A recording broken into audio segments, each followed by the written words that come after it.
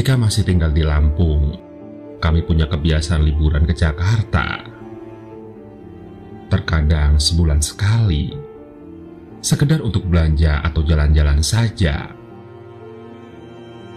Biasanya kami berangkat Sabtu siang, usai si sulung pulang sekolah di SD Sepang Jaya, Bandar Lampung.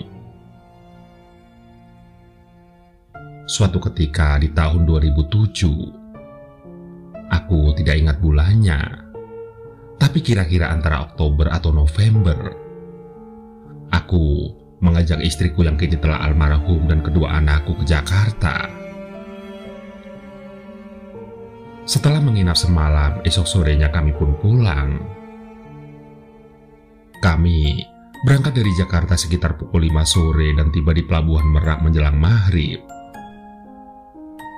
Kebetulan perjalanan cukup lancar, sehingga kami langsung naik kapal Roro menuju Pelabuhan Bakahuni. Singkat cerita, saat istriku sholat di musola di dalam kapal, aku ngopi di dek sambil menikmati pemandangan di langit. Hatiku selalu merasa tenang ketika melihat semburat warna jingga menjelang malam. Terlebih ketika berada di tengah laut seperti sekarang. Senja adalah romantisme alam yang telah menginspirasi lahirnya karya-karya besar. Sekitar pukul 8 malam, kapal merapat di Pelabuhan Bakahuni. Kami pun langsung melesat keluar dari perut kapal. Makanan, terutama susu bubuk dan air panas untuk si bungsu yang masih balita, sudah dipersiapkan sejak dari Jakarta. Sehingga kami tidak berhenti di Bakahuni.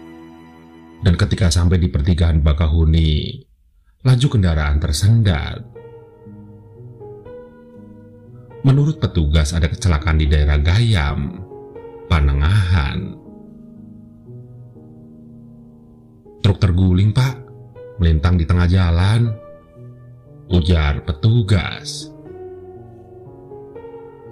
Sontak saja aku membayangkan jalanan akan tersendat hingga puluhan kilometer. Seketika itu juga aku memutuskan untuk lewat jalur lintas Pantai Timur. Saat itu belum ada tol Sumatera, bahkan mungkin belum terbayangkan.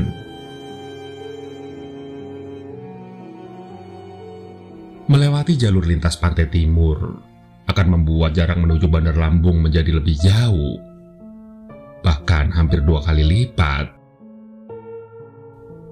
Namun, dalam kondisi jalanan Trans Sumatera macet, jalan alternatif tersebut menjadi pilihan terbaik. Di samping masih mulus, juga tidak banyak kelokan. Hanya saja saat itu masih cukup rawan. Jarang ada kendaraan pribadi yang berani lewat Jalintim sendirian di atas jam 10 malam. Tapi sekarang masih sore. Lagi pula istriku pun setuju untuk lewat jalan itu. Sehingga aku langsung belok kanan selepas SPBU Bakahuni.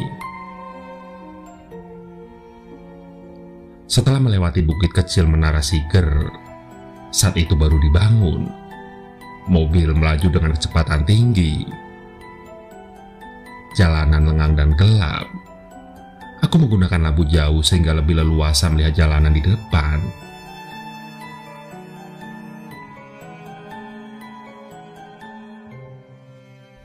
Menjelang masuk daerah Pasir Sakti, mobil putih melaju kencang dan mendadak sudah berada di depanku. Awalnya aku agak kaget, terlebih saat itu istri dan kedua anakku sudah tidur. Namun kemudian aku merasa senang karena ada teman seperjalanan sehingga aku menambah kecepatan agar selalu berada di belakangnya.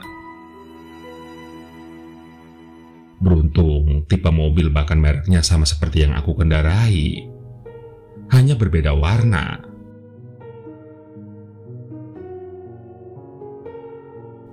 Melewati Pasir Sakti, aku masih bisa mengimbangi lajunya. Aku menduga dia pun hendak ke Bandar Lampung. Terlebih plat mobil juga BE.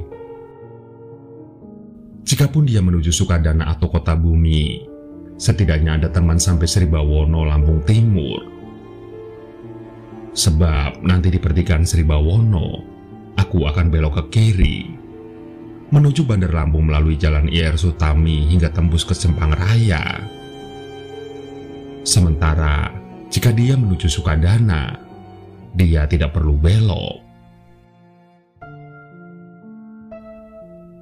Memasuki daerah Maringgai, aku mulai merasa ada yang tidak biasa.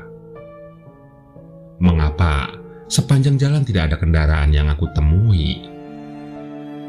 Bahkan, tadi di depan Polsek Pasir Sakti juga tidak ada kendaraan atau penjual makanan di pinggir jalan. Padahal saat itu belum pukul 10 malam. Pandanganku semakin tidak menentu selepas Maringgai sekitar 7 meter sebelum pertigaan Sri Bawono. Aku kemudian membangunkan istri untuk ikut mengawasi jalanan, terutama mobil putih di depan yang kadang ada dan kadang hilang karena kecepatan kami mulai tidak sama. Dia tetap stabil dengan kecepatan di atas 80 km per jam, sementara aku mulai goyah. "Mobil mana?" tanya istriku sambil mengucek mata. "Itu," jawabku sambil menunjuk mobil putih di depan. "Nggak ada mobil di depan." "Cuci muka dulu," sambarku kurang senang. Meski secara logika pandangan istriku masih kabur karena baru bangun tidur, namun fakta bahwa mobil di depan cukup terang karena tersorot lampu kami membuatku sedikit jengkel. Terlebih ketika istriku mengulang tidak melihat mobil di depan. "Serius kamu tidak lihat?" tanyaku dengan nada bergetar. "Iya, tidak ada apa-apa," jawabnya sambil mengelap kaca dengan tangan untuk memastikan pandangannya.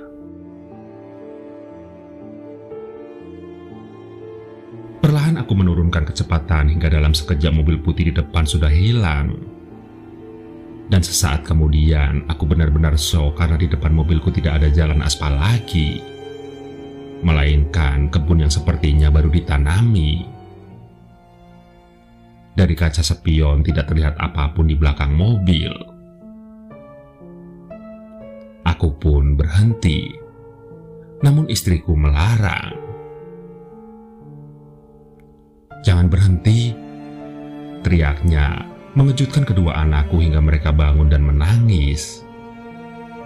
Terlebih setelah melihat kepanikan mamanya. Istriku lalu pindah ke jok belakang, sementara pikiranku menjadi kalut.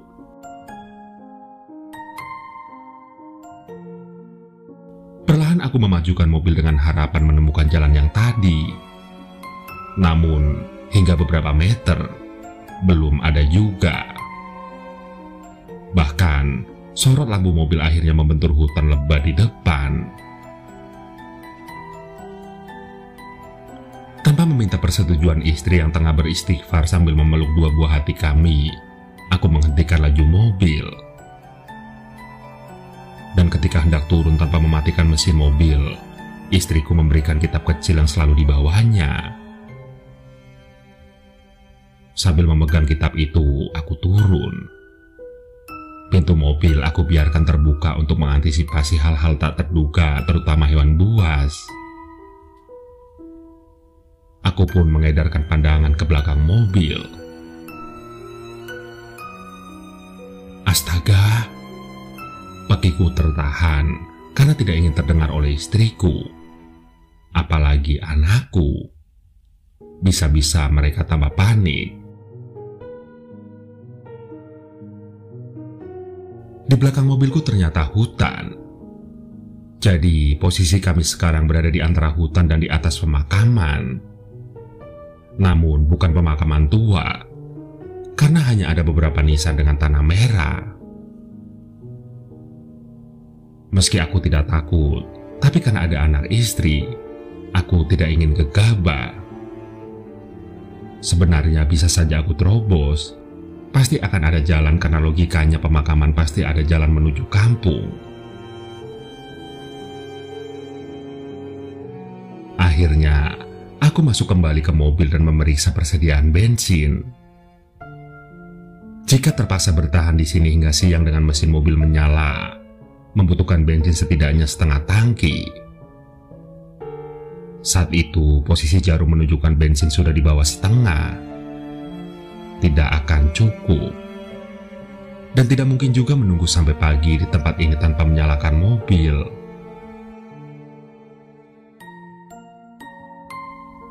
Kita tersesat, kataku dengan suara seredam mungkin agar anak istriku tidak panik. Papa akan mencari orang di sekitar sini. Kalian tetap di mobil ya. Jangan turun dan jangan buka pintu. Istriku mengangguk, seraya mengeraskan zikirnya. Kedua anakku pun mendadak diam, sehingga aku sedikit lega. Dan ketika hendak turun, tiba-tiba seseorang muncul dari samping mobil sehingga refleks aku kembali menutup pintu dan menunggu. Orang itu membawa senter yang kemudian disorotkan ke dalam mobil. Perlahan aku menurunkan kaca hanya untuk memastikan suaranya. "Pak, kalian tersesat." "Ah, suara manusia," pikirku. Namun aku masih bertahan belum mau membuka pintu. Tidak lama kemudian, terdengar teriakan beberapa orang yang menunjukkan keheranannya.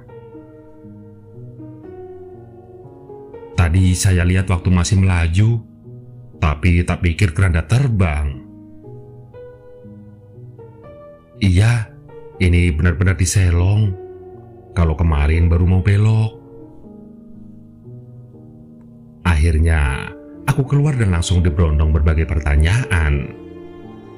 Namun, aku hanya menggeleng dan bertanya bagaimana caranya bisa keluar dari sana. "Harus berbalik, Pak," jawab seseorang. "Nanti mundur dulu biar tidak nabrak nisan di depan. Setelah itu baru memutar." Tanpa menunggu komentar lagi, aku langsung masuk ke mobil dan mengikuti arahan orang-orang itu. Rupanya di hutan kecil yang aku lewati ada jalan setapak. Namun anehnya tidak ada bekas roda. Lantas, apakah mobilku terbang? Dan yang lebih mengejutkan lagi, ternyata aku telah melewati pertigaan Sribawono. Karena begitu keluar, sudah berada di jalan IR Sutami.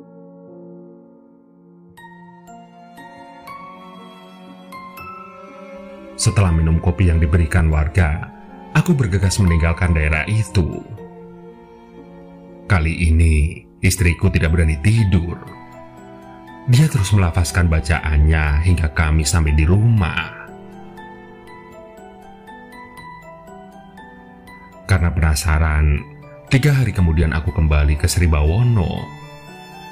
Namun, hingga aku putari semua tempat dan bertanya ke orang-orang yang aku duga ikut membantuku saat itu, ternyata tidak ada yang mengakui bahwa katanya tidak tahu ada tempat seperti yang aku ceritakan.